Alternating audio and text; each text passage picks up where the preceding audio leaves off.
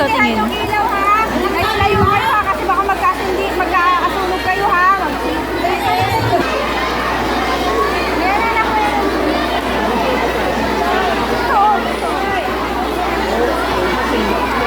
At kandila. PJ, tingin. Ilagay lang sa harap ha, sa harap lang ang pwesto ng kandila. Sa harap nyo lang.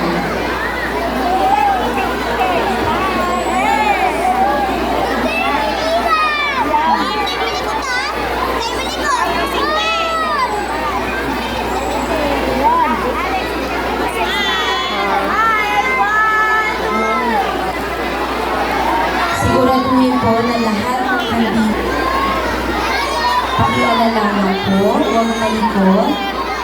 Dito po sa gilid, wala pa pong sinigil. Sa gilid, wala pa pong mga couch natin.